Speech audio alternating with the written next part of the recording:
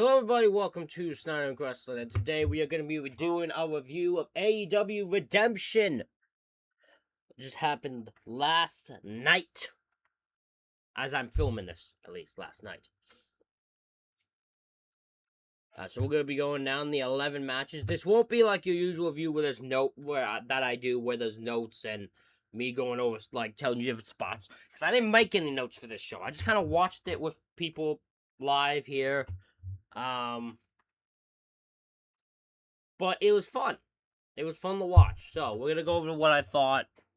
We're just gonna give you general thoughts on my show matches, general thoughts on the show overall, and yeah, um, that'll be the main thing here. We're going to our first matchup, which was on the pre-show, which was the conglomeration defending the AEW World Trios Championships against the Lethal Twist. So the conglomeration is Orange Cassidy, Roderick Strong, Kyle O'Reilly. They're the current champs. The Lethal Twist is Jay Lethal, Blake Christian, and Lee Johnson. So I've not seen much of the Lethal Twist as a trio. I'm gonna assume they're a Ring of Honor act. But they did very well here. I actually got very impressed. I was very impressed by them. I like the way the chemistry that Lethal Twist have with each other. There was only one spot that made me laugh more than anything, which looks like they were going to do a double team move between Johnson and Blake Christian, but I think Blake Christian just jumped too early, so he just hits the move, but it's like way before they were supposed to, because even Lee Johnson's like, what the hell? He's like, not planned yet, dude. Went a bit too early on that one.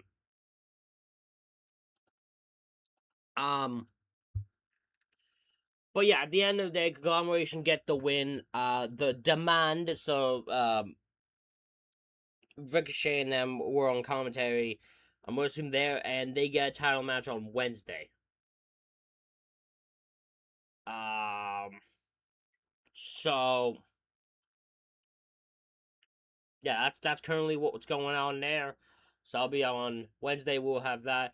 I actually wouldn't be surprised if the Demand won the belts. To get just so there's some new champs and some fresh in that thing, but we'll see. I could be wrong there. But yeah, fun pre-show matchup. Also, I just want to give a shout out to Mick Foley, who on this show at least for the pre-show, because what he did on the main show, I don't even know when. I'll just talk about it here. He did this weird thing with the Divine Dominion, and he cut a promo. He was doing an interview with them, and I don't know what was going through Mick's head half this time, because Rami at one point he started barking like a dog.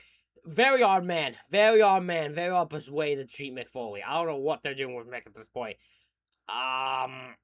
Very, very odd. I feel like they don't know what to do with Mick. They hired him and then seem to not know how to present him. Yeah.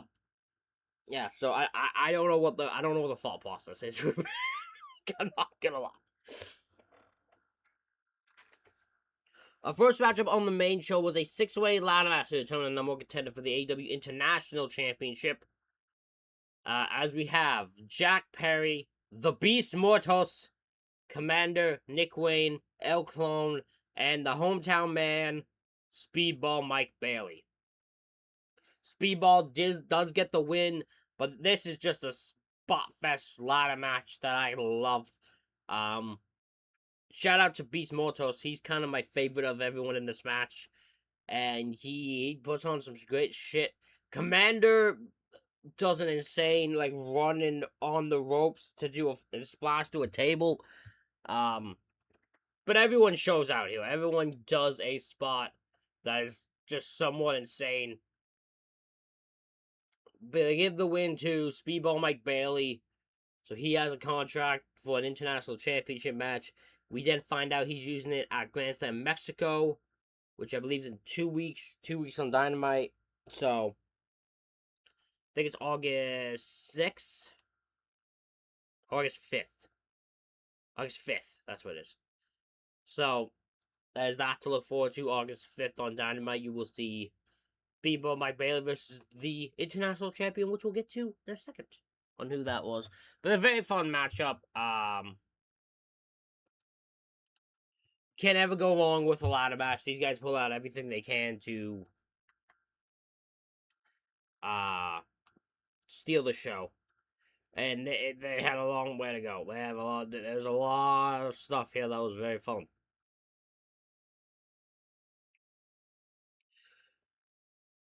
Our next matchup is the Young Bucks taking on the Death Riders, which is a team of Jon Moxley and Will Ospreay, who's accompanied by Marina Shafir. This match, I actually really love the story told in this match. So at one point, I think it's, is it Nick? I want to say it's Nick. I might be wrong. It might be Matt Jackson, but I think it was Nick. They collide heads. With him and Ospreay do. And Nick is just messed up head-wise from it. Right? He's just messed up head-wise from the that, I don't know, it's concussion they're gonna go with, I don't know. But he's messed up, he's got history of brain damage. Brain damage. So Ospreay hesitates because he's a conflicted. He's got emotions. He still cares about people. He's a conflicted man, so he tries to avoid going for the head damage. He even is sitting there, like at one point, doing body shot and telling Nick to tag in Matt, like just get out of the ring, just avoid it. Just do not. I'm not hitting. Like I don't want to do anything to you. I don't want you to get hurt. Just tag out. But Nick refuses and starts fighting back to the point. Ospreay then just unloads on him with headshots. But he won't go for that killer blow. He won't pull the trigger, as Moxley puts it. He won't do that. So at one point, Moxley just tags himself in and just goes, fuck it, I'll do it. And just starts unloading on him. And it all goes until the end, where Moxley grabs a chair. Because he's gonna put him out of his misery. And Ospreay grabs a chair. And refuses to do it. Because he refuses to let him do it. And this ends with the Young Bucks able to get in control. Which, by the way, a bit weird. Because in fact, I'm pretty sure Nick gets hit with like fucking 4 finishers in a row by Moxley first. But they're perfectly fine. So the Young Bucks then hit multiple super kicks to Moxley to win. I really enjoyed this match, actually. I enjoyed the story told in this match, except for the finish of the 4 finishers. I don't think that was needed. Because that just makes, that's just insane oversell in my, overdue in my opinion. But besides that, I actually really enjoyed this match. I enjoyed the way it was done. Enjoyed the story told in it. The Bucks getting the win makes sense for what we reveal later on. But yeah, really enjoyed this. No complaints by me. Great shit. Legitimately great shit between these two teams.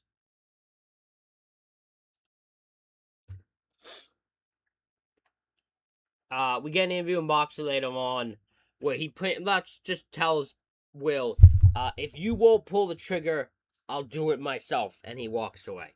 So tease for what happens later on at the end of the night. We then go into an international championship matchup as Kyle Fletcher defends against Bandito. This is the longest match on the show, and it might be the best match on the night. These two absolutely throw everything at each other. I love this match. This is my match of the night.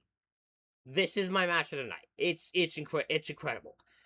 Kyle Fletcher's amazing. Bandito's amazing. It does absolutely show out for what they do here. Yeah, I got no complaints. None at all. The whole thing is Kyle Fletcher is doing it on his own. There was no Don Callis family on ringside, no Don Callis family interference, nothing. They are all doing it on their own. That's the thing here. And Kyle wants to do it on his own, and he does in the end. He does win with the corner brainbuster. After 26 minutes, he kicks out of a 21 plex for Bandito. The man literally gives it his all and is able to survive with the International Championship. So Kyle Fletcher will take on Speed Mike Bailey on August 5th on Dynamite in Grand Slam, Mexico. And yeah, very fun match. Very much enjoyed it. I highly, if you're going to watch anything, watch this match. Watch it.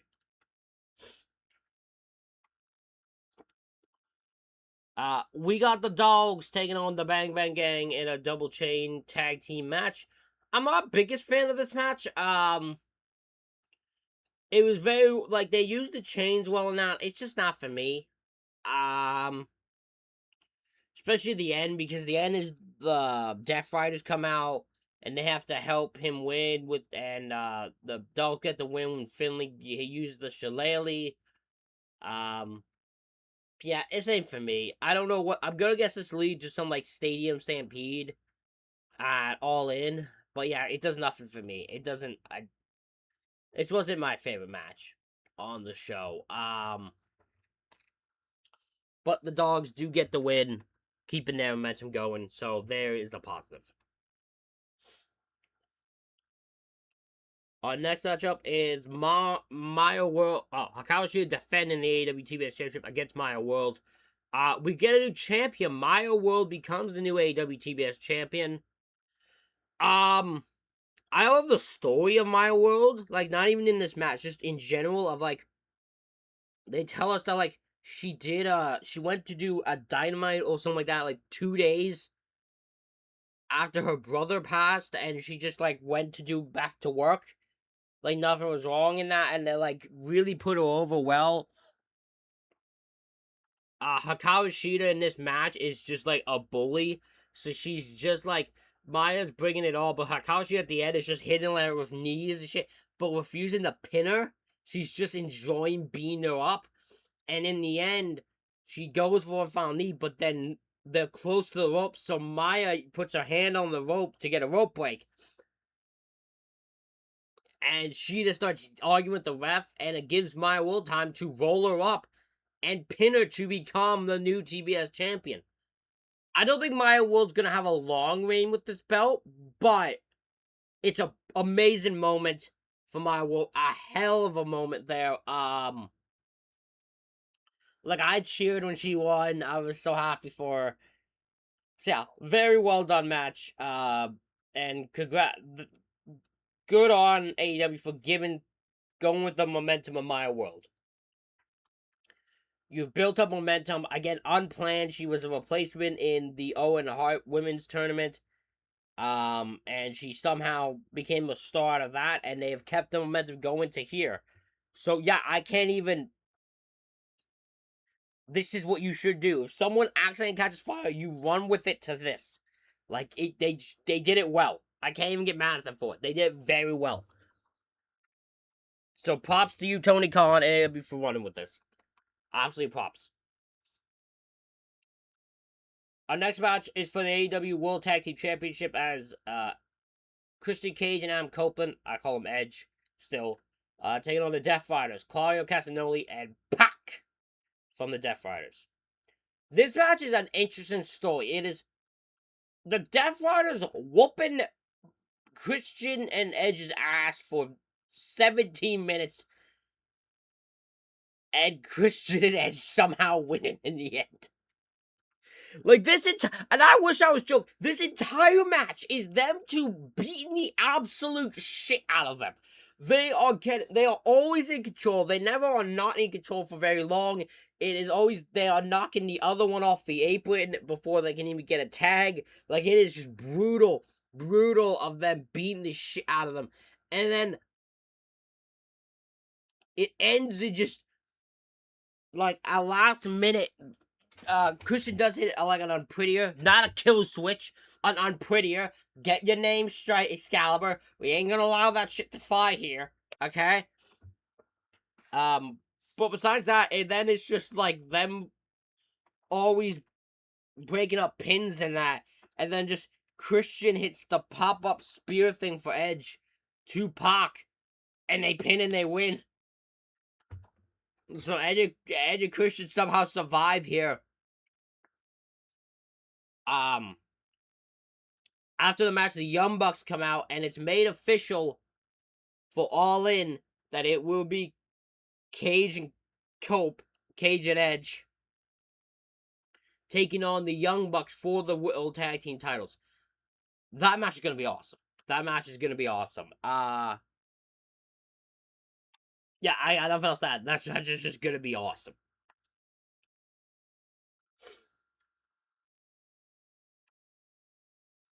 Next matchup is a match that I think I'm not gonna be in the. I think I'm not gonna be in the majority here. Actually, I think I'm gonna be in the majority. So at least I hope. It's the Painmaker Chris Jericho versus Tommaso Ciampa. I don't like this match. I just don't. And it's not. It's not for the fact of that I don't like violent matches, because I can handle a violent match. Trust me on that. It's the way it's done. It's just everything about this match felt drawn out. It felt I'm sorry. The Painmaker gimmick to me is just stupid. It's not interesting. Like, I don't get excited for that. It just is dumb that Chris Jericho puts a little face paint over his eyes or something. He's like a fucking demon. Like, he just is, or whatever. Like, it doesn't work for me. I just think it makes Jericho look stupid. I did laugh at the fact he has his own entrance. Like, he has his own Titantron, his own entrance, his own ring introduction. Like, the Paymaker's just its own gimmick, which is kind of funny. But yeah, doesn't work. Yeah, this match didn't work for me. Jericho wins via attempting to drill into Tommaso Ciampa's head and commit murder, and Ciampa submits. So legitimately how the match ends. So, yeah, Jericho wins. I got nothing. I don't like this match. I'm not gonna lie. I think Jericho should have went to WWE. I think this is not doing him any more of a service here. I don't think this is doing any benefit for him here.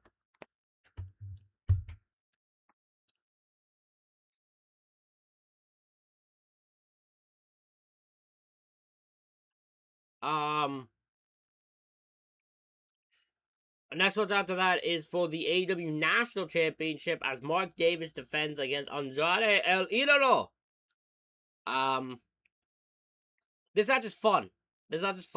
I like both men. Mark Davis is incredible in the ring and very underrated as a performer. Andrade is incredible. Andrade does end up winning and becoming the new national champion, so taking the title away from the Don Callis family. Yeah, that was very well done. Andrade being over and his gimmick being that women love him is hilarious, and that's his babyface gimmick. That's just funny to me. I don't know how he's pulled that off, but that could only be done by them. So yeah, but very much enjoyed the match. Andrade, a lot of people saying this feels like a step down, and yeah, I can understand that. As long as Andrade holds the belt well and is positioned well, I think he can rise the belt up. I think the belt could be moved up a bit, as with prestige, I mean. But yeah, Andrade does a great performance. I'm curious to see what they're doing with Andrade at All In, because I don't know where that's going, but he seems to want more belts, so we'll see where that goes. Our next matchup for the Women's World Championship as Tekla defends against Willow Nightingale. This match was very fun. Tekla targets Willow's eel, which I think she injured like a week or two ago on Dynamite by hitting it with a microphone. She consistently targets that eel and does damage to her, but Willow is able to fight back with her heart, her resilience, her grit. At one point, Sky Blue interferes to help Tekla, but that backfires. very much confused, I won't lie, on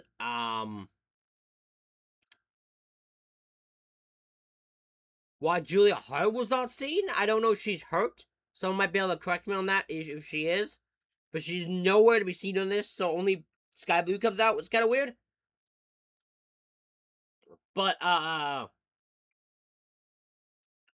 Will Nightingale will hits Tekla with a backslide and a pin, and Will Nightingale gets the win and is your new AEW Women's World Championship. It will be Will Nightingale versus Mercedes Moné, at All In. So I think Willow's having about a month-long reign, but that's fine. Amazing moment for Willow. She's amazing as a performer, incredible babyface. Everyone loves her. No wrongness done. Like, no wrongness done. So,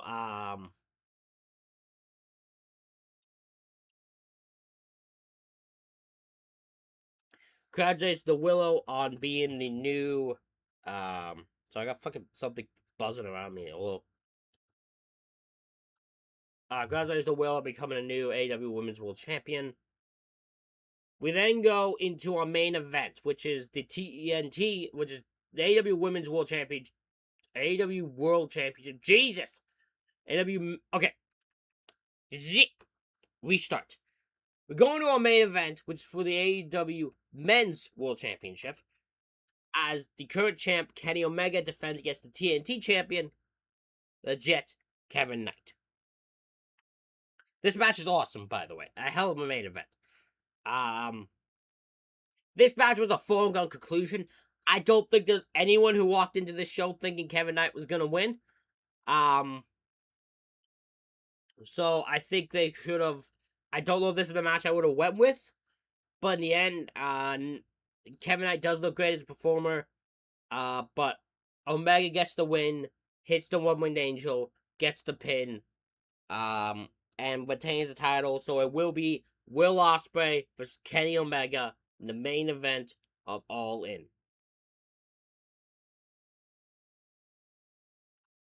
After the match, the Death Riders jump Omega and go to injure him, which makes no sense, because if your thing with Will is you want him to be there, want him to take the belt off of Omega, you gotta make sure he makes it to All In still. So the thought process was not fully there. Ospreay comes out there and stops it. Throws them all out of the ring. He's not taking any shit. Because again, Will isn't there to hurt anyone. He's just there to get the win and do what he's gotta do to get the win. So at the end, Moxley gets involved, and Moxley takes out the plastic bag that he did on Bryan Danielson, and he hands it to Will, almost bloodline style, and just goes, "You do it. You'll put him out of his misery." But Will rips the bag up, decks Moxley, and the Death Riders just leave. And Moxley's like heartbroken, screaming like, "I loved you, man." So he's heartbroken by what has happened here. Afterwards, Ospreay hands Omega the belt. They start celebrating on top rope, and then out of nowhere, bam! Omega hits Ospreay with a one-winged angel. Now, this isn't, I just by the looks of it, it's not a heel turn. I do think this is Omega, though, looking at Ospreay and being like, now it's on. Now it's on. It's on now. Game on. So now the tension is going to be there between them two going in to All In, which I cannot wait for. That match is going to be incredible.